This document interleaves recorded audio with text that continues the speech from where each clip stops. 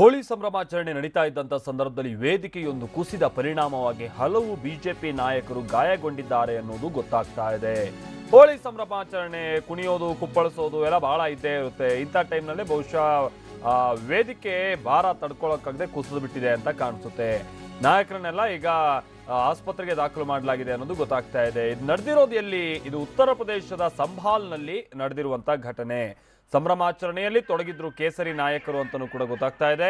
ಇದ್ದಕ್ಕಿದ್ದಂತೆ ಈ ಸಂದರ್ಭದಲ್ಲಿ ವೇದಿಕೆ ಕುಸಿದು ಬಿದ್ದು ಬಿಟ್ಟಿದೆ. ನಾವು ನೋಡ್ತಾ ಇದೀವಲ್ಲ, ಎಲ್ಲ ಸರಿ ಇದೆ. ಈಗ ಮಾತಾಡ್ತೀರಾ, ಎಲ್ಲ ಖುಷಿಯಾಗಿದೆ. ಅಗಳಿಕೀಗ ವೇದಿಕೆ ಬಿತ್ತು.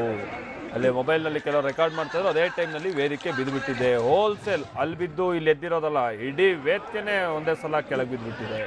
ಆ ಟೈಮ್ನಲ್ಲಿ ಎಲ್ಲರೂ ಚಿಕ್ಕಪುಟ್ಟ ಗಾಯಗಳಾಗಿದೆ. ಆಮೇಲೆ ಈ ರಾಜಕಾರಣಿಗಳು ಇರ್ತಾರಲ್ಲ, ಒಬ್ರು ಜನಪ್ರತಿನಿಧಿ ಹೋದ್ರೆ ಅವ್ರ ಹಿಂದಕ್ಕೊಂದು 25 ಜನ ಹೋಗ್ಕೊಂಡ್ಬಿಟ್ಟು ಅವ್ರ ಅಕ್ಕಪಕ್ಕದಲ್ಲಿ ನಿಂತ್ಕೊಂಡ್ಬಿಡ್ತಾರೆ. ಇಲ್ಲೂ ಹಂಗೆ ಆಯ್ತು ಅಂತ ಕಾಣಿಸುತ್ತೆ. ಓರ್ವ ನಾಯಕ ಸ್ಟೇಜ್ ಮೇಲೆ ಹೋಗ್ತಾ ಇದ್ದಂಗೆ ನನಗೊಂದು ಸೀಟು ಅವ್ರಿಗೊಂದು ಸೀಟು ಅಂತೆಲ್ಲ ಹೋಗ್ಬಿಟ್ಟು ನಿಂತ್ಕೊಂಡಿದ್ದಾರೆ. ಎಷ್ಟೊಂದು ತಡ್ಕೊಳ್ಳುತ್ತೆ ವೇದಿಕೆ, ಕುಸ್ತು ಬಿದ್ದಿದೆ.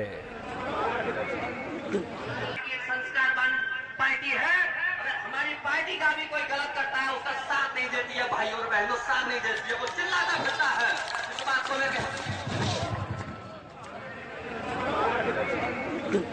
वो चिल्लाता फिरता है इस बात को लेकर।